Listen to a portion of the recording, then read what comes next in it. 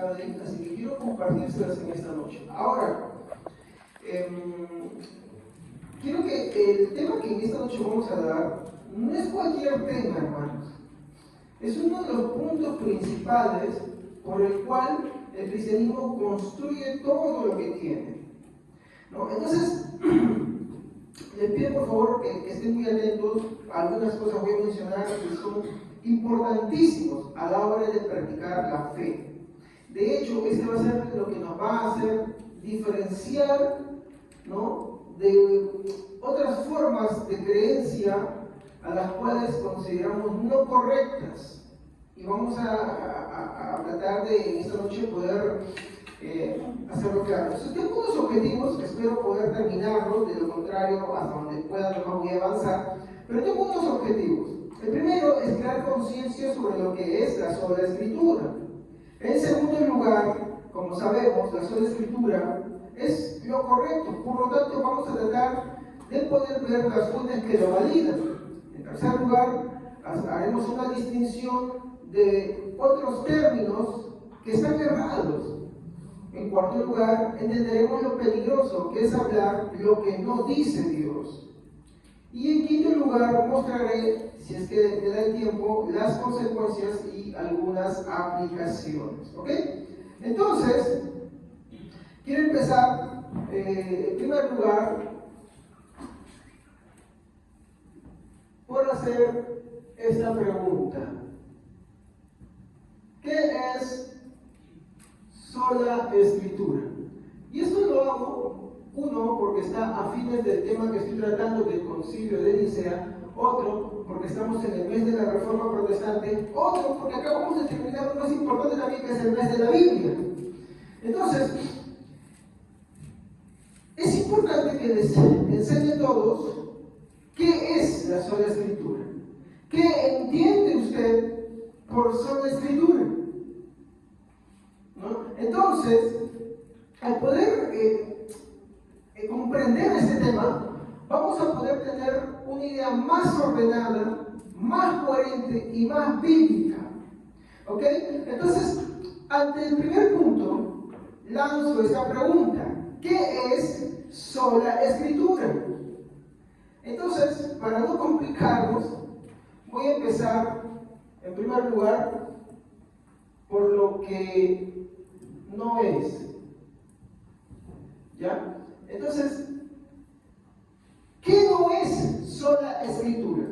Los cristianos, para empezar, siempre tenemos un lema, que los cristianos somos bíblicos. ¿Ok?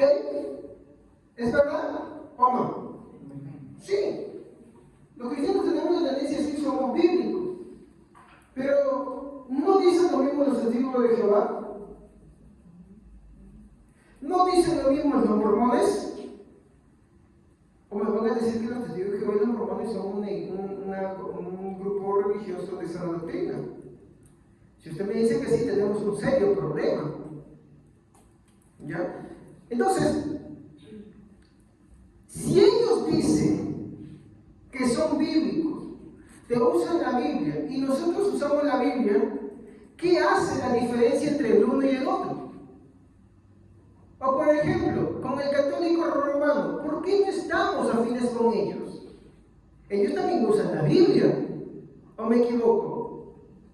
Entonces, ¿qué es lo que nos diferencia entre el uno y el otro? De hecho, usted se va a dar cuenta, y eso es lo que yo quiero tratar de poner las consecuencias, de que dentro de los que se dicen cristianos, están dentro de los límites que igual que los testigos de Jehová y los mormones. Por eso, es importante que entendamos el contexto. A ver, cuando los primeros que usaron ese término de sola escritura, en su contexto, ¿qué creen que ellos estaban queriendo decir? Y cuando muchos hoy en día, que desconociendo qué es sola escritura, ¿qué creen que tratan de dar a entender ellos?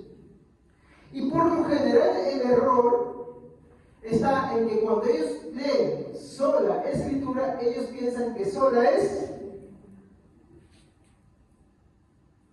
¿Qué entienden ustedes por sola? Sola. Pero cuando ellos estaban presentando esta defensa, no estaban queriendo decir eso. Entonces, para poder comprender esto, vamos a ver lo que no es sola escritura. ¿Ok? Entonces, ¿qué no es sola escritura? Sola escritura como tal, ¿no? Vamos a entender de que, en primer lugar, ¿vemos nosotros la palabra sola escritura en la Biblia? No. No la vemos en la Biblia. Entonces, ¿por qué creemos eso? Espérese, con paciencia. ¿Qué más no es sola escritura? Sola escritura será una doctrina.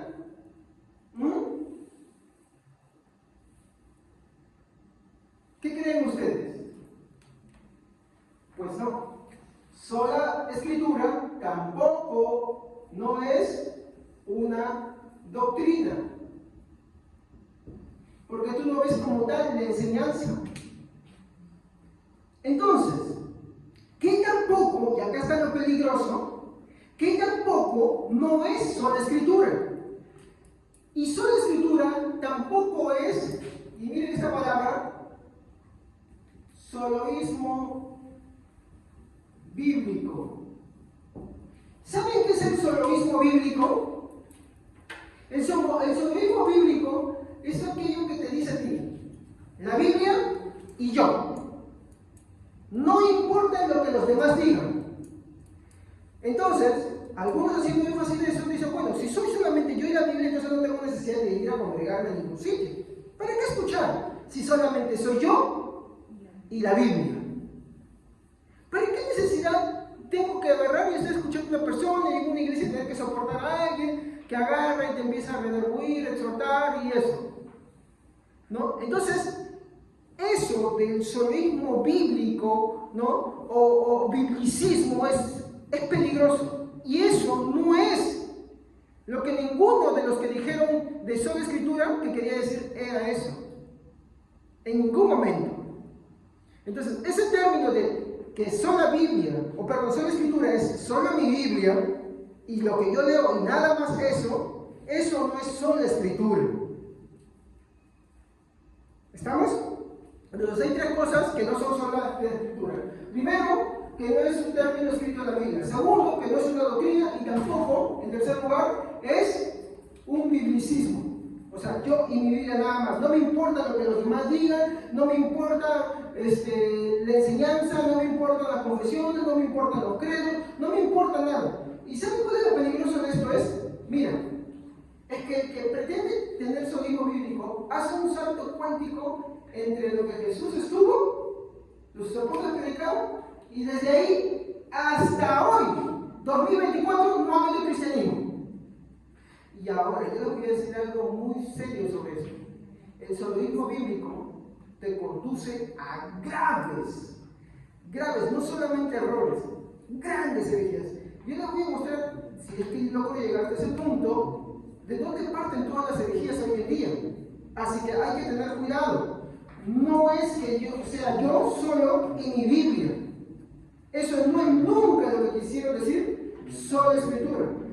Tristemente, yo he escuchado por internet muchos pastores, muchos hermanos que piensan que eso es sola escritura. Y no es eso sola escritura. Sola escritura no es solo yo en mi Biblia. No. ¿Ya? Entonces, si esto no es sola escritura, entonces, hermanos, en segundo lugar, ¿qué es entonces? ¿Qué es sola escritura? Miren, no es algo que está escrito en la Biblia, no es una doctrina, no es el soloísmo bíblico, o sea, yo en mi Biblia nada más, eso no es. A ver, yo no voy a decir algo para lo que ustedes con más interés. El que es biblicista, por lo general, ¿saben por qué se va a guiar?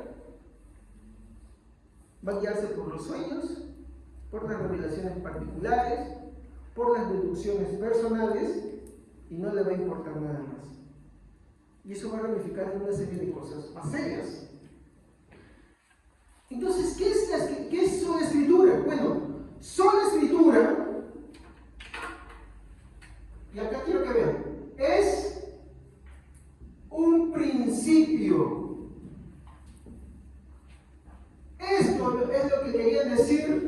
aquellos que postularon el lema de la sola escritura, sola fe, sola gracia, sola escritura, eso es lo que querían decir ellos. Es un principio. Entonces, ¿qué es sola escritura? Es un principio. Ahora, hermanos, ¿qué es un principio? Y acá viene lo que a los que son biblicistas no les va a gustar. Yo no estoy diciendo que acá hay un biblicista, ¿no? Pero si alguna vez está creído así, le tengo que corregir en esta noche. A ver, ¿qué es un principio, hermanos? Para empezar, un principio es una norma o regla. ¿Qué es entonces una norma o una regla? ¿Para qué sirven unas normas o unas reglas? ¿Para qué sirven las reglas, por ejemplo, en el tránsito? ¿Para qué sirven las reglas, por ejemplo, en un local cuando tú vas, por ejemplo, qué sé yo, de una empresa? ¿Para qué sirven las reglas? Van a tener las reglas ciertas funciones. Una de sus funciones es orientar y la otra es regular. ¿Por qué regular? A ver, por ejemplo, hablemos de los principios establecidos en las normas de tránsito. ¿Qué regula una señal de no más de 40 kilómetros? La velocidad máxima a la que se puede manejar. ¿Qué te regula un semáforo? ¿Cuándo avanzar? ¿Cuándo parar? ¿Qué te regula un oficial de tránsito a pesar de que hay un semáforo? A ver, si el semáforo te marca rojo y el oficial de tránsito te dice esto, ¿a quién haces caso? Al policía, porque es la ley para eso, regula eso. Entonces, hay principios, y en todo hay principios. ¿Usted en su casa tiene principios? ¿No? Antes sus hijos pueden llegar a su casa a la 1 de la mañana, a faltarse toda la noche, y usted lo recibe, ay, hijito, ¿qué tal? ¿Cómo estás? Desapareciste toda la noche, ay, hijita, regresaste. ¿Qué es eso? ¿No son principios que regulan tu hogar? Dime, ¿sí o no? A menos que estés en el afán de contar, no, en mi casa todo es anarquía. ¿Hay principios o no hay principios en tu casa? Sí hay principios. Los principios regulan las cosas. Entonces, ¿la iglesia tiene principios? Sí, también tiene principios. Porque todo se regula. De asimismo, la sola escritura es el principio, que es una norma o regla que sirve para orientar o regular. ¿Y qué es lo que va a orientar y qué es lo que va a regular? Escúchenme porque esto es importante. Importantísimo, porque a la hora, mi hermano, de nosotros, tanto querer defender la fe cristiana frente a muchas otras desviaciones, a la hora de aclarar cómo es que nosotros vivimos, cómo regulamos las cosas, es importante entender que nosotros sepamos lo que es sola escritura. Entonces, ¿qué es la sola escritura? No es una doctrina, no es algo que está escrito en la Biblia, ¿no? Sino que es, ¿qué cosa? Un principio que va a regular todo esto. ¿Qué había pasado en el tiempo de la Edad Media? ¿Qué regulaba la sociedad de ese entonces? En la cual la superstición, la ambición reinaban con el catolicismo romano. ¿Qué es lo que gobernaba entonces en ese tiempo? A ver, díganme ustedes. El papado, ¿sí o no? Y con sus pretextos de sus falsas tradiciones.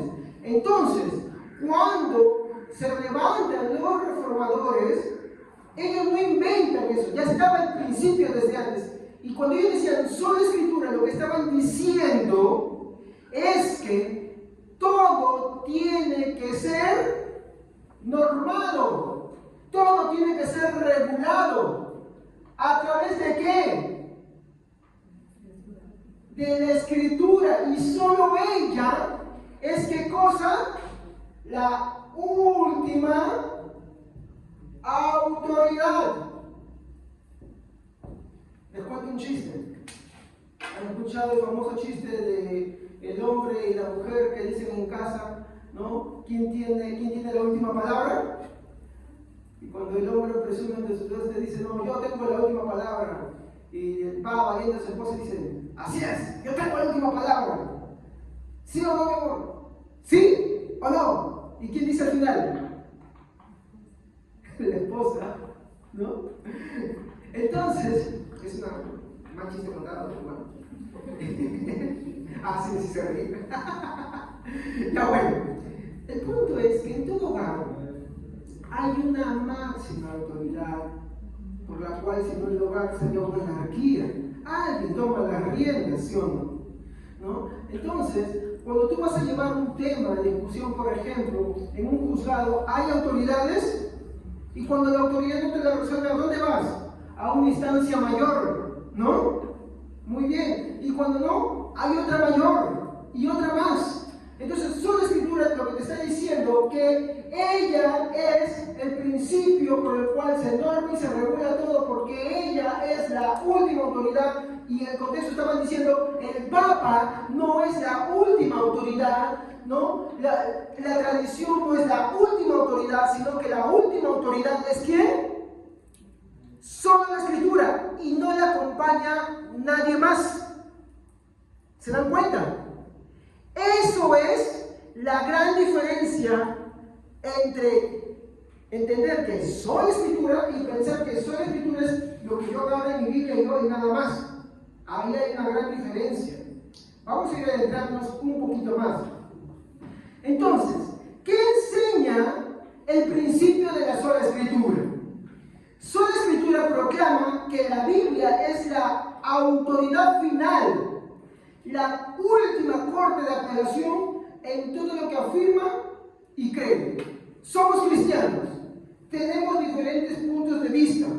¿Cómo entendemos, por ejemplo, de que alguien está equivocado? Por ejemplo, ¿cómo entendemos que los testigos de Jehová se equivocan o nosotros nos equivocamos? ¿Bajo qué última autoridad? Porque ellos van a sacar sus libros y nosotros también los vamos a sacar. Obvio. ¿Estamos? ¿Cómo definimos quién tiene la última autoridad? Por las escrituras. Ellas van a ser la última. ¿Están escuchando? ¿Qué es la última? Que abajo de ella hay otras. Es la última autoridad. La que va a definir todo, la que va a regular todo, la que va a normar. Por eso a la escritura se le dice la norma no normada. Porque aunque ella norma las cosas en cuanto a la vida cristiana, ella no es normada por otra cosa. Entonces, sola escritura proclama que la Biblia es la autoridad final. Ella enseña que todo se debe someter en conformidad.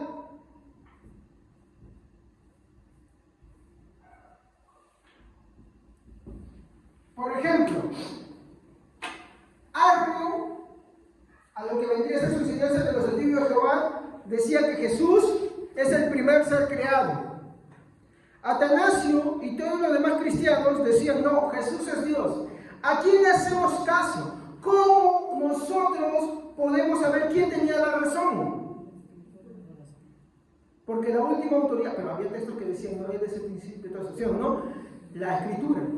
Pero la escritura fue la última autoridad con la cual se resolvió el problema final. Ahora, vamos a seguir. Sola escritura no solo norma y regula, ¿qué cosa? Algo que hemos estado enseñando hace poco. Credos y concilios, incluyen las confesiones.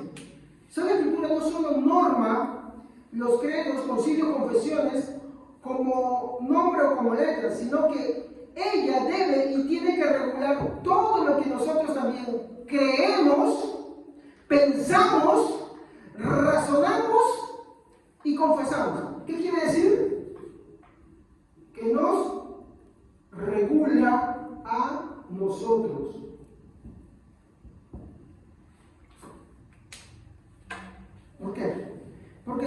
escritura no solamente es que, yo agarro, yo leo mi Biblia y entiendo lo que quiero entender con ella, no. Sola Escritura es el principio que va a agarrar y te tiene que regular. ¿Y qué te va a regular? Lo que crees, lo que razonas. Pero pastor, eso es vulnerar mi libertad, pero ¿qué dice la Biblia? Se ha llevado, dice, ¿no?, en esclavitud todo pensamiento contrario a la verdad de la palabra de Dios. La palabra de Dios también nos motiva constantemente ¿a qué? A que tengamos la mente ¿de quién? De Cristo. Entonces, ante la frase muy bonita, no, pastor, ¿cómo va a vivir mis pensamientos y esto? Pues yo acudo a la Escritura y la Escritura me dice que mis pensamientos, mis razonamientos tienen que sujetarse. ¿Estamos? Entonces, la Escritura no solamente regula lo que son los credos, no solamente regula las confesiones de fe, regula lo que nosotros decimos y confesamos. También define entre ambos quién se equivoca y quién tiene la razón, porque hay que ser claro. En una discusión sobre temas de fe, no todos tienen la razón. Y ahí uno tiene que ser serio. ¿Qué más? Sola Escritura es un principio de que todo aquel que se considere cristiano está en la obligación de someterse a tal principio, de lo contrario se cae en muchas distorsiones y herejías, así como es justo que te mencione, de que hay varias cosas que se salen de haber no respetado este principio, que por ejemplo van a definir como por ejemplo cuando tú no te sometes a la sola Escritura, te vas a someter a otras cosas, como por ejemplo visiones personales, sueños. Por ejemplo, en los Estados Unidos, ¿qué sucedió? Un hombre, diciendo que el Señor se le había revelado que el fin del mundo iba a venir, llevó e hizo una colonia y al final, ¿saben cómo encontró a esas personas? Muertos. ¿Por qué? Porque él agarró la Biblia, él la leyó y él pensó, y acá está el problema, que él pensó, yo la leo, yo la interpreto y me desentiendo de todo lo que se ha enseñado antes. Me desentiendo. Es como decir, tú eres el inventor de la pólvora. Y a ver, ¿tú eres el inventor de la pólvora o alguien más ya la inventó antes? ¿Alguien ya la inventó? ¿Y la trabajaron otros? Lo mismo sucede con la Biblia. A veces hay personas que se acercan a la Biblia y piensan que son descubridores de la pólvora. Y que no han habido cristianismo en todos los años. ¿Saben que ese pensamiento está mal? ¿Por qué? Porque eso indicaría que los demás han estado perdidos. Y eso no es así. Yo tengo que respetar lo que se ha enseñado antes de mí y que ha estado conforme al principio de la sola Escritura. Y porque a mí no me gusta, no me agrada, yo no puedo agarrar y decantarme por otro lado. ¿No? No solamente eso, por ejemplo, hay un señor de barbas, acá, cargador de papas, allá en la parada, que dijo que se fue al cielo, ¿no? Y acá en Perú, que dijo que se fue al cielo y vio a Dios, que tenía barba blanca, vestido de tal, y las mujeres andaban así con todo esto, y acá creó su nueva organización y se volvió, pero, hay que ser sincero, millonarios. Y tú se das cuenta que toda la gente que se vincula a ellos, pues tienen casas, tienen carros, y uno dice, yo no trabajando, ¿y a qué se dedican ellos? Yo no trabajando, sacándose la mugre con la busca. La suda y tienen, no, compra carros y bañados todavía, ¿no? Entonces, y tú te das cuenta cuál es el móvil de esas personas. Porque es que ellos agarran y se acercan de esa manera. ¿Y cuál fue lo que hicieron ellos? Ignorando el principio de la Escritura. ¿Qué hicieron? Agarraron la Biblia, y es verdad, lo que cuenta en su historia, por ejemplo, Ezequiel la cruz y la moneda que encontró por ahí en la Biblia, empezó a leerla y agarró lo que le parecía. Agarró y empezó a enseñar lo que a él le parecía. Y ese es el problema. Hasta aquí yo quiero hacer algunas reflexiones, ¿no? Al acercarnos a las Santas Escrituras, tenemos que hacerlo entendiendo que ella tiene un principio, una norma, una regla, que sirve como fin para no hacer que la Biblia sea un pretexto, sacando de ella cualquier cosa que se nos venga a la imaginación, cualquier cosa que un hombre o una mujer pueda agarrar e inventarse. Por allá una mujer en Corea agarró, leyó y dijo que ella es la madre de Dios. Por allá otro más dijo, no, yo soy Cristo porque la Biblia dice eso. ¿Usted quiere saber dónde hay bastantes herejías? Anda, abre a TikTok. Ese es el mar de las herejías.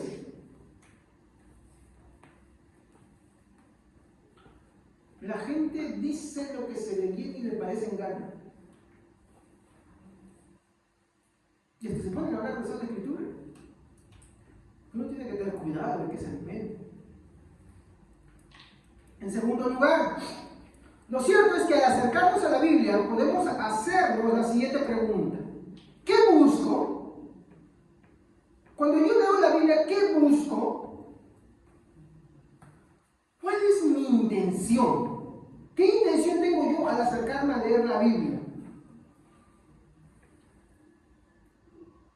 ¿Qué espero de ella? Hazte esta pregunta seriamente. ¿Quieres validar alguna práctica?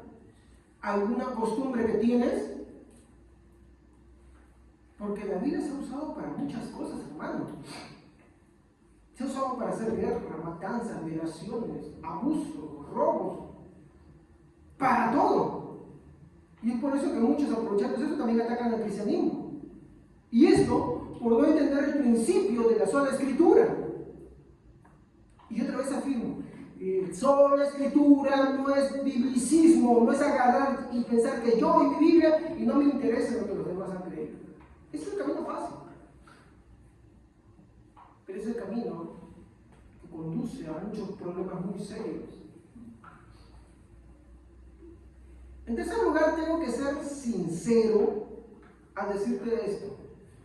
Hermano, hermana, que me escuches, amigo, amiga, que me oyes.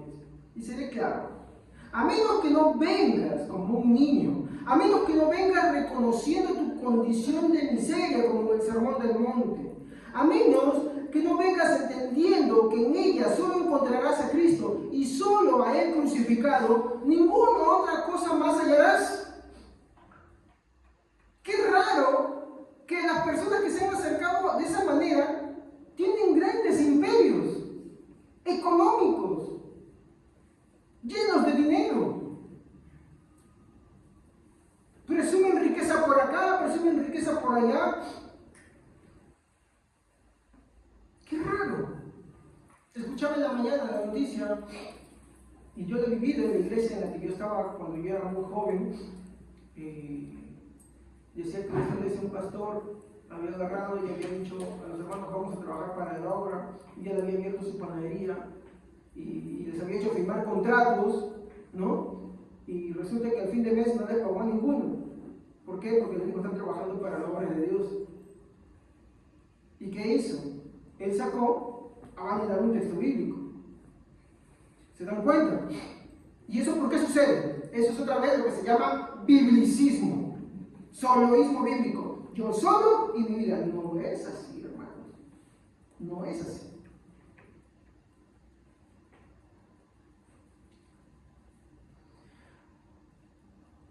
En cuarto lugar, quiero hacerte esta pregunta. ¿Cuál crees que es el motivo por el cual muchos se acercan, ¿no? ¿Cuál es el motivo? Mira sus frutos. ¿Son los intereses o Cristo? ¿Por qué muchos agarran simplemente su vida y chapan y dicen ya, listo, y desconocen todo lo demás?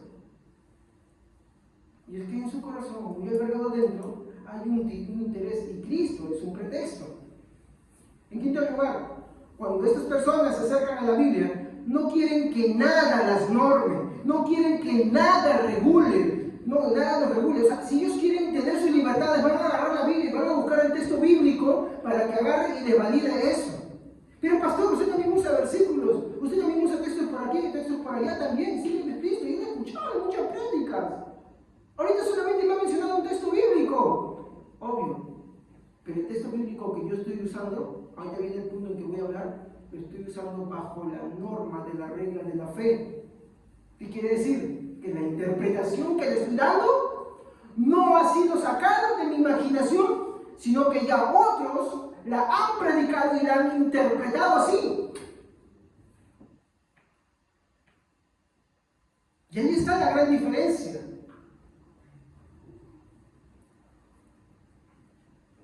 Cuando muchas de estas personas se acercan a la Biblia, no quieren que nada las norme, no quieren que nada las regule, no quieren que nada limite su forma de pensar. Ellos simplemente quieren darle rienda suelta a todos sus pensamientos, haciendo que la Biblia diga lo que más les gusta, con el único fin de servirse. Pero como dice la Biblia, su condenación está cerca. Lo que yo puedo decirles ante esto es que los amonesto, si es que alguien está así. Que cuando una persona se acerca así, que aquel que haga de esa manera y se acerque así a la Biblia, no piense que saldrá ileso, no piense que está descubriendo la pólvora, no piense que no ha existido cristianismo antes de él. Esto es peligroso. Te amonesto a que reflexiones, estimado hermano, hermana. No uses la Biblia como fin para tus pretextos o libertades que quieras tomarte. No, sé serio. ¿No me quieres escuchar a mí? Entonces haz la tarea, porque no es fácil saber lo que la Biblia, no es difícil saber lo que la Biblia quiere decir. Yo voy a llegar a ese punto. ¿Cómo yo, sin necesidad de estar escuchando a ese señor bajito que está allá, puedo saber que lo que me está enseñando está en lo correcto? Pues yo no me lo he inventado, hermanos. En segundo lugar, les quiero mostrar esta palabra en latín.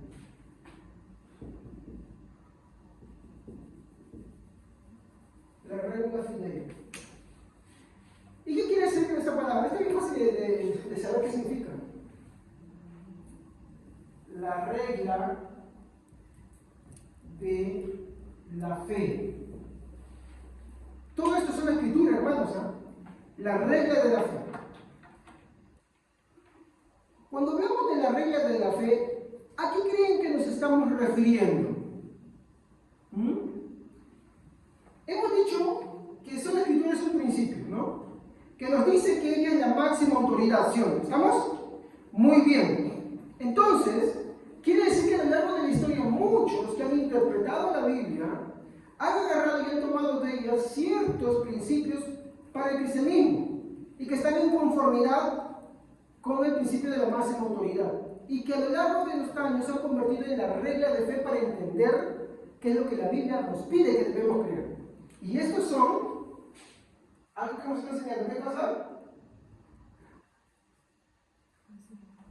Los credos, concilios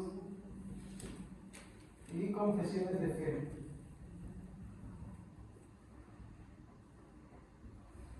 Pastor, ¿qué quiero hacer? Te voy a responder eso. Con paciencia. A ver, ¿qué creen que significa, hermanos, esa palabra?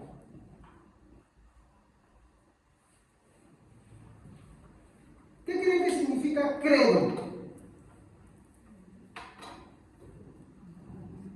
A ver, ¿una idea? Claro, sí está cerca. Ahí está. En primer lugar es yo creo. O cuando es un grupo, creemos. Entonces, los credos son ¿qué cosa? Expresiones de lo que uno cree. Pero otra vez, esta regla de la fe tiene que estar normada, regulada y en conformidad. A ver, la palabra creo, como les dije, viene del latín y significa simplemente yo creo o creemos. ¿Qué son entonces los credos? Los credos son declaraciones humanas de fe. Es lo que nosotros declaramos como lo que creemos, por ejemplo. Una forma de creer. Por ejemplo, que hemos estado recitando hace días, bueno, hace semanas. El credo niceno. ¿Qué decía el credo niceno? ¿Creo en qué? En Dios Padre, creador del cielo. ¿Y después qué más? Creo en su Hijo Jesucristo, ¿no? Muy bien. Eso es un credo. Esa es una confesión. Entonces, los credos son declaraciones humanas de fe y originalmente eran confesiones pequeñas que se respondían antes de ser bautizados. ¿Qué quiere decir? Que antes, en la época de los apóstoles, en sus seguidores, tú no te podías bautizar a menos que tú confesaras un credo y que ese credo esté en conformidad con las Sagradas Escrituras. Porque, como por ejemplo, ¿cómo descubrían que alguien quería ser bautizado? Porque hay gente que se quiere bautizar simplemente porque piensa que bautizándose se va a salvar, nada más. ¿Ya? No era un marcionista. ¿Qué era un marcionista? Alguien que decía que el creador del mundo era un Dios malvado, ¿sí o no? Entonces, ¿qué le hacían recitar? El credo apostólico. ¿Y qué decía el credo apostólico? Creo en el Padre, creador del cielo y de la tierra. ¿Se dan cuenta? Entonces, alguien que era marcionista no podía decir eso. ¿Por qué? Porque para ellos, bueno, es una cosa bien rara, bien perturbada eso, ¿no? Ellos decían que el creador del mundo era un demiurgo, que era otra emanación de unas cosas, como Pablo dice, genealogías tontas de verdad, que se inventaban, pero eran para contradecir al cristianismo. Entonces, mediante los credos, ¿qué hacían? Purgaban a los creyentes. Sabían quién era de una creencia diferente, lo identificaban. Es como por decir, ahorita va a haber un bautizo y le digo, ¿crees en Jesucristo como tu único Dios y Salvador? Y la persona es un testigo de Jehová. ¿Qué te va a decir? ¿Qué te va a decir? No te puedo decir que Jesucristo es Dios, ¿sí o no? Y mediante esos credos, a la hora de bautizarse, se purgaban las personas. Se sabía quién era y quién no era. A ver, vamos a ver que en la Biblia hay muchos credos. Y les voy a ser sincero, hay mucho más de lo que ustedes imaginan. Por ejemplo, vamos al Antiguo Testamento. A ver, ¿quién lo puede leer? Deuteronomio 6:4.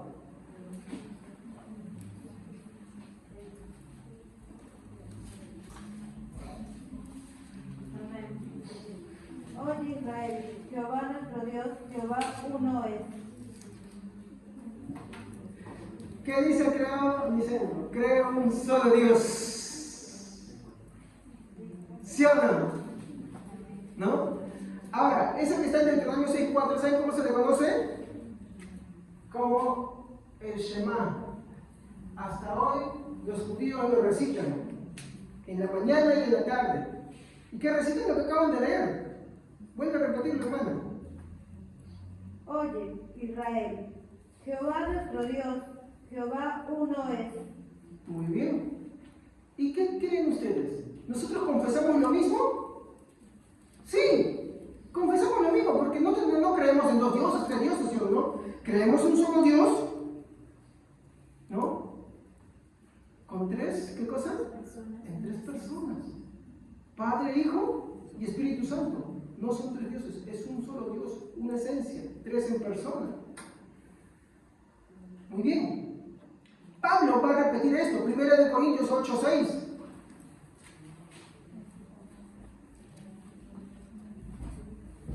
A ver. 1 Corintios 8:6.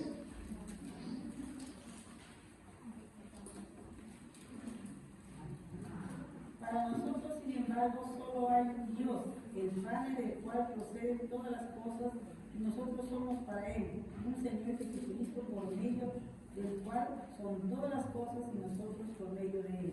Un solo Padre, un solo Señor, un solo Dios. ¿Se dan cuenta? Ese es otro credo, hermanos. Ese es otro credo recitado en la iglesia primitiva. Miren, acá hay otro también.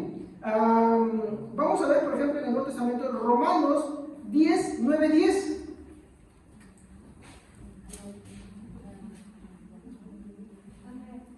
Que si confesares con tu boca que Jesús es el Señor y creyeres en tu corazón que Dios le levantó de los muertos, serás salvo.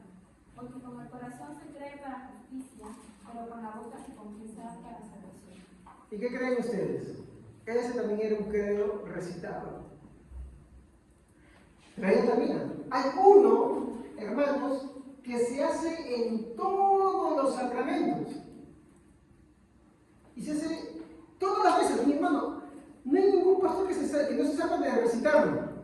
Y este se encuentra en 1 Corintios, capítulo 11, versos 23 al 26. 1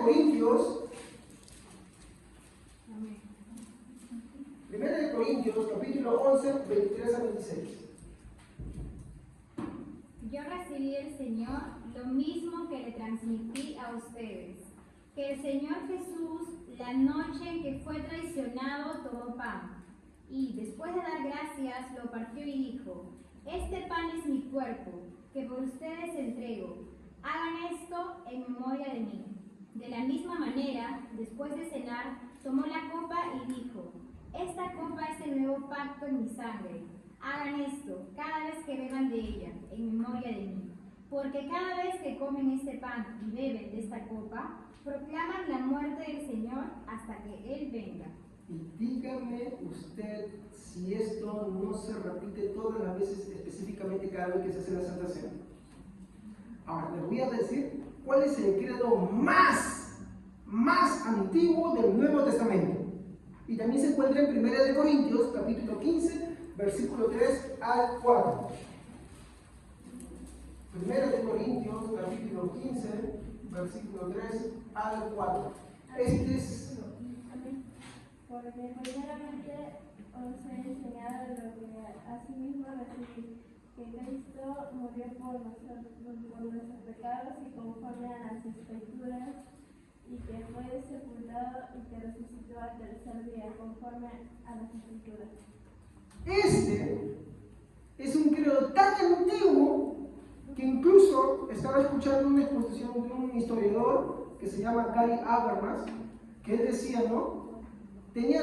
Era tal la forma en la que estaba compuesto que era un cántico dentro de los primeros cristianos. Y de esa manera se transmitía. Por ejemplo, aunque yo no soy fanático del grupo Hillsong, hay algo que me agrada de Hillsong, que sacó el credo apostólico y le sacó y le dio una buena canción, y hay que reconocerse. Podré no estar de acuerdo con este grupo, podré no estar de acuerdo con esa iglesia, pero se hizo una buena, y muy buena que se le hizo. Le puse una bonita melodía, muy bíblica, y con una verdadera herencia cristiana. Entonces, hay, hermanos, estos son unos cuantos, hay muchos más credos dentro de la iglesia. Vamos a seguir. ¿Por qué son importantes los credos? Porque son son pequeñas declaraciones de fe, fáciles de aprender. Dígame quién no se sabe. Corintios 11, 23, 26 sobre la Santa Cena. Díganme Deuteronomio 6, 4. Oye Israel, Jehová nuestro Dios uno es. Díganme quién no se sabe eso. Y no es lo que nosotros confesamos cuando decimos tenemos un solo Dios. ¿Sí o no? O lo que confesamos, si el Señor la noche que rotó, tomó pan y bendiciendo y diciendo, no, este es mi cuerpo que por vosotros es entregado. ¿Se la saben de memoria, sí o no? De hecho, los versos que más se saben son los que son procedentes de los credos. ¿Por qué? Porque son tan simples y tan fáciles de transmitir. Y son los más mencionados. Ahora, los credos son importantes porque son pequeños resúmenes de los puntos principales de la fe cristiana. En los credos encontramos que, por ejemplo, el Padre es malo o bueno. Es bueno. Y Él es el Creador. Encontramos sobre Jesús.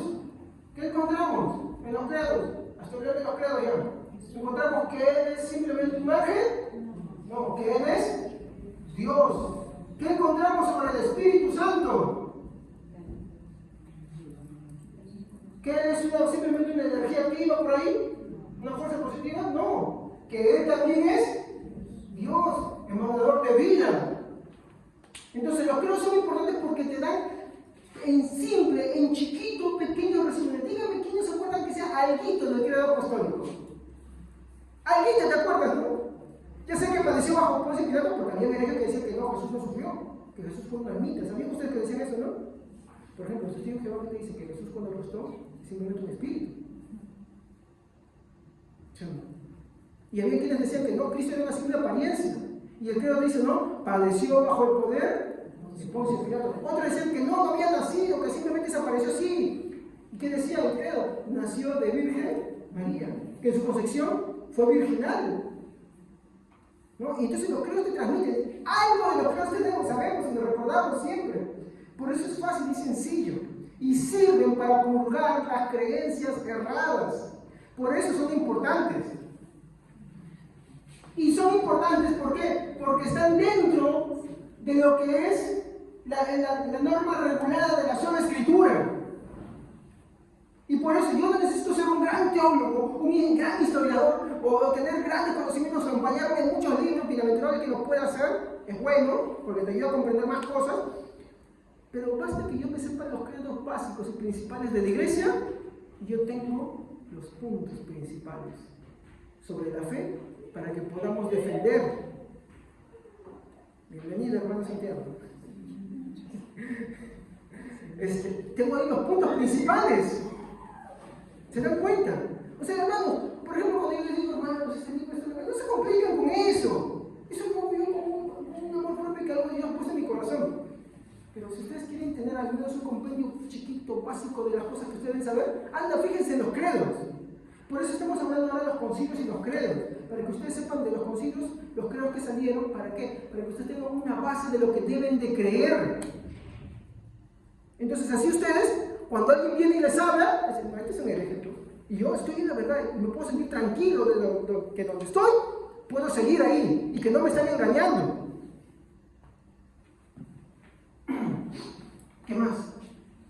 A ver. Los credos son respuestas de lo que las escrituras piden que creamos.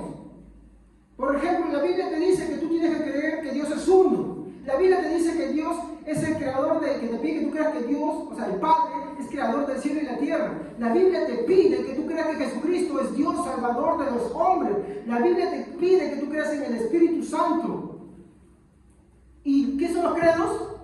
Una respuesta positiva, en la cual tú dices, sí, yo creo que Dios es uno. Sí, yo creo que el Padre creó los cielos. Sí, yo creo que Jesucristo es mi Dios, que murió, que padeció, que resucitó, que ascendió. Yo creo en el Espíritu Santo. Entonces, cada vez que tú ves los credos, tú estás viendo ahí la respuesta que el creyente debe dar, en la cual se está sometiendo a la regla de la fe. ¿Qué ha pasado? ¿Qué cosa? La última y la máxima autoridad de la sola escritura. ¿Se dan cuenta? Esto es sola escritura. Es muy diferente a lo que te está... A veces yo escucho chicos por internet que dicen, no, la sola Biblia es esto y esto, nada más. No. Y por eso a esa gente no les gusta congregar. Congregan cuando quieren. No se sientan mal, yo sé que algunos tienen muchas cosas, ¿no? Pero yo creo que cada uno con Dios, ¿no? Cada uno con Dios. Yo siempre digo, si usted tiene una dificultad, lo primero que usted, por ejemplo, no puede venir a la iglesia, nunca se sienta como hablaba con un hermano que día. No se sienta orgulloso de eso. Yo también tengo cosas en las cuales me falta trabajar con Dios. Tal vez esto es una pequeña aplicación personal que lo voy a dar ahorita. Yo también tengo fallas. Tengo faltas porque soy un ser humano. Pero lo que yo no puedo hacer es sentirme orgulloso y de decirlo. De decir, no, yo no quiero congregar. Sí, yo no esto, yo no aquello. No, no, no. Porque eso demostraría que tú en verdad estás perdido. ¿Qué tienes que hacer? Primero, humildad ante el Señor. ¿Qué decía el publicano? El publicano de cobrar impuestos. ¿Podía dejar de hacer eso? No. ¿A quién iba para que le ayuden? A Dios. Sea propicio a mi pecador, para que Dios le saque de eso, ¿no? Como decía el hermano me decía, yo quiero congregar, pero ¿sabes qué? La semana pasada me pasó esto, que lo otro. Le digo, hermano, primero es nunca vayas a Dios ni ante ningún cristiano, ni ante un incrédulo, con orgullo diciendo eso. Ni lo digas tranquilamente. Siéntete avergonzado delante de Dios. y dile, Señor, yo quiero esto, pero esto pasa, ayúdame. Y Dios, cuando tú le pides algo que es conforme a su voluntad, sí la hace. ¿Amén? Muy bien.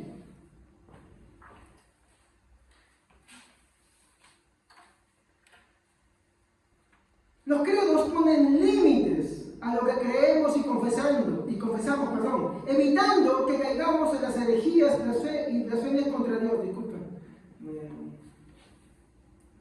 mi vista, mi tradición a veces. Vuelvo a repetir. ¿Por qué son importantes los credos? Porque los credos ponen límites a lo que creemos y confesamos, evitando que caigamos en herejías y blasfemias contra Dios. ¿Es verdad, hermanos? No podemos ningunear los credos. Son importantes, porque son el resumen de lo que un cristiano debe de creer y confesar. Por ejemplo, cuando el credo dice, creo en la Santa Iglesia, ¿qué te está diciendo? ¿Qué creen que te está insinuando? ¿Que las iglesias no son importantes? No, que es importante. ¿Y saben qué te está enfatizando? Que es importante participar no solamente de la iglesia espiritual universal, sino también de la iglesia local. ¿Se dan cuenta? Por eso los credos son importantes, hermano. Y son muy, muy importantes. Porque es lo que tú debes de confesar. No necesitas, como digo, ser un gran estudioso y todo eso. Vete a los credos, vete a las primeras confesiones. Vas a ver, ahí está el resumen de lo que tú debes creer y confesar. Reflexiones hasta este punto. Hemos visto, esto está ahora, ¿no? No está ahora, dicen, hermano. Muy bien. Hemos visto que la regla de la fe son los credos y confesiones que nos ayudan a saber lo que debemos creer en el corazón y debemos confesar con nuestros labios para la salvación. Esto lo dice Romanos 10:10. Porque con ¿qué cosa? Porque con qué? Con el corazón, ¿qué cosa? Y con los labios se confiesa para que tienes que creer y tienes que confesar. Y los credos cumplen ese objetivo. Seguimos. Mi pregunta es, ¿crees que nada puede regular lo que crees y confiesas? Yo creo que sí. La sola escritura y la regla de la fe tienen que regular lo que yo creo y lo que yo confieso. Yo me equivoqué en muchas cosas y no tenía que retratar, hermano. ¿Por qué? Porque entiendo que yo no soy infalible. Y que tampoco yo no puedo estar agarrando y creándome cosas nuevas. Yo tengo que sujetarme a la regla de la fe. Muy bien. Te puedo decir con seguridad que hay un vínculo entre lo que creemos y la salvación, ya que no toda creencia salva. Mi texto de Romanos dice, y hace este vínculo, porque con el corazón se cree para justicia, pero con la boca se confiesa para... Por esta razón te advierto que no toda creencia salva. Por eso es importante que tomes la regla de la fe. ¿Y qué son las reglas de la fe? Los credos y confesiones que están ¿bajo qué? La máxima autoridad de la sola escritura. Eso es sola escritura, hermano. Te voy a preguntar, ¿sigues pensando que los credos no importan? Porque puede ser que eso esté en tu mente. Recuerda, un credo es una declaración de lo que crees. Si lo aceptas bien, eres mi hermano, hay que ser sincero. Pero si no, piensa esto. ¿Acaso tú que rechazas, imaginas que no tienes un credo? Miren esto. Si tú dices, no creo en ningún credo más que en Cristo, ¿qué es eso? Es un credo, porque está confesando, chiquitito, pero está diciendo creo en Cristo, ¿me entiendes? No escapas de eso. El problema es que cuando lo que tú crees y lo que confiesas está fuera de esa regla. Ahí está el problema.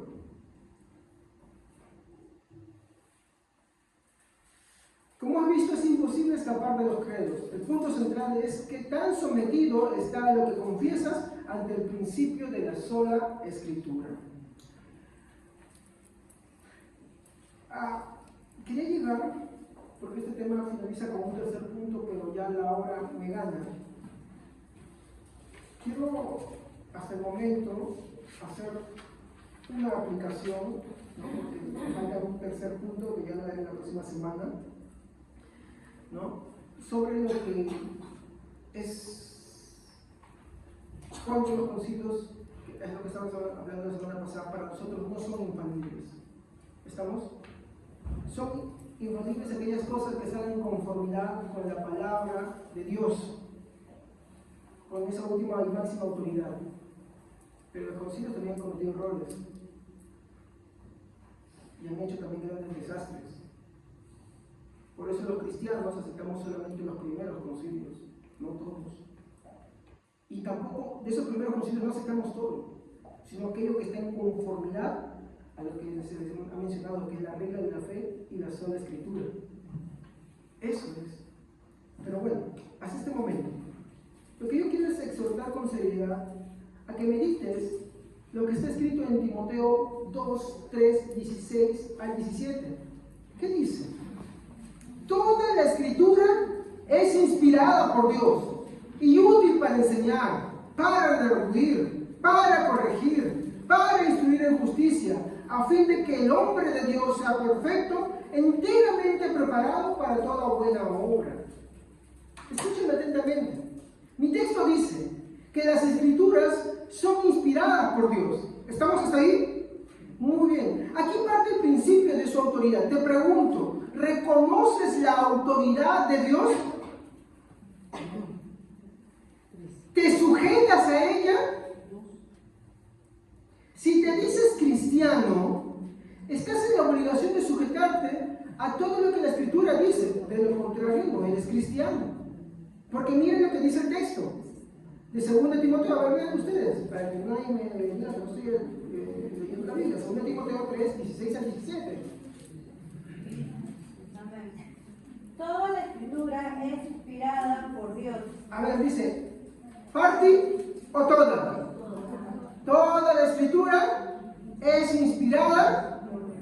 A ver, cuando, por ejemplo, el policía en el tránsito da una orden, ¿su orden es autoridad?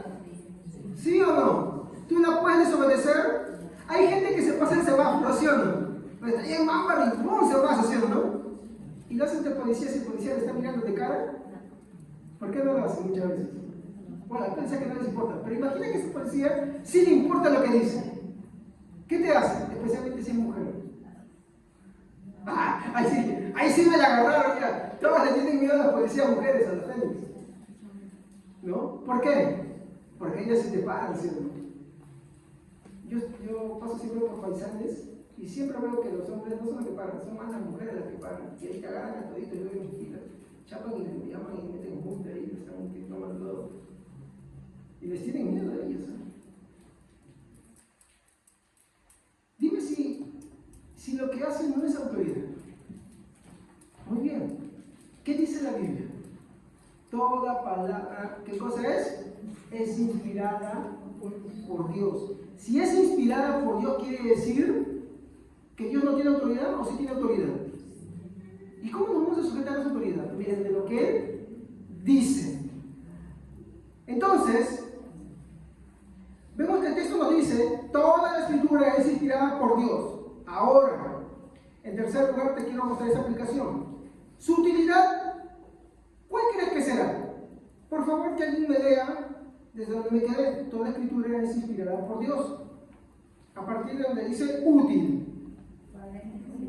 Y útil para enseñar, para redarguir, para corregir, para instruir en justicia. Escúchenme bien. Su utilidad es bien definida. ¿En qué cosa? En la educación, en la corrección, en la enseñanza, en la disciplina. Esa es su área de trabajo. ¿Dice para qué? ¿Qué más?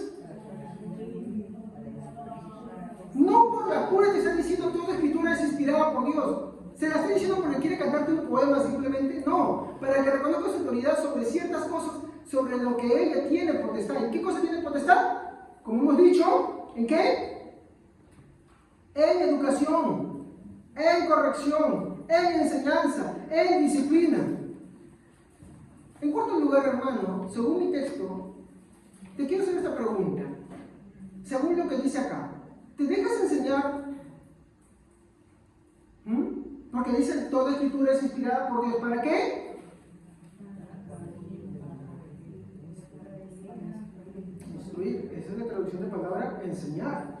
Te pregunto, ¿te dejas enseñar? Por ejemplo, hoy que hemos hablado de los credos, ¿te dejas enseñar al respecto de la regla de la fe de los creyentes?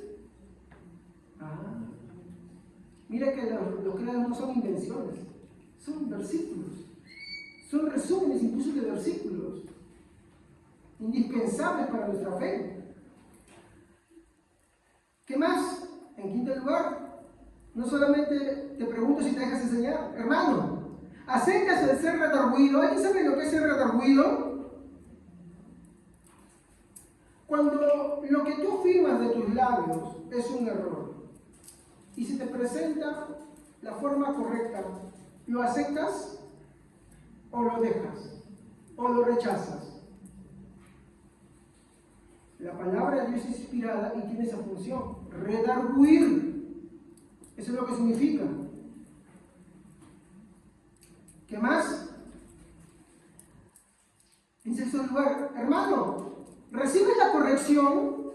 Cuando cometes un error doctrinal y te equivocas, ¿recibes la corrección? ¿O simplemente dices, no quieres? ¿Qué más?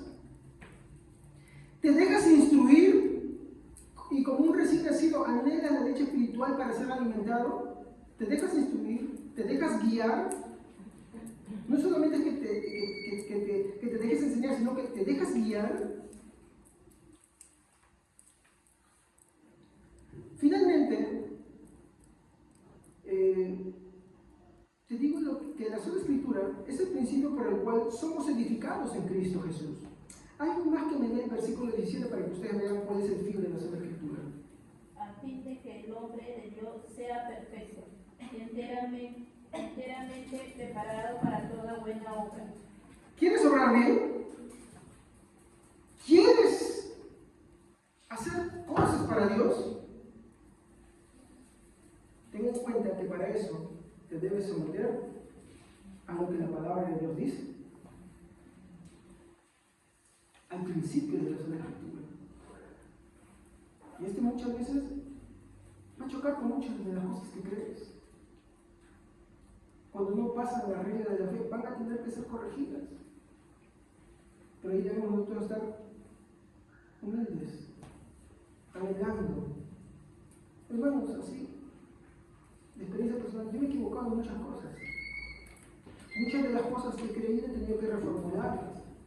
Y no está mal reconocerlo.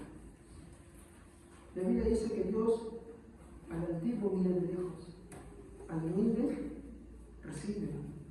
Aprendamos a ser humildes. Porque la Escritura es la máxima autoridad, no nosotros. Es la última autoridad. ¿Amén? No terminé mi tema, me faltaba más, pero la próxima semana lo concluyo. Porque hay una parte importante todavía sobre esto que me faltó. Vamos a ponernos de pie. Padre Santo, te doy gracias en esta noche, porque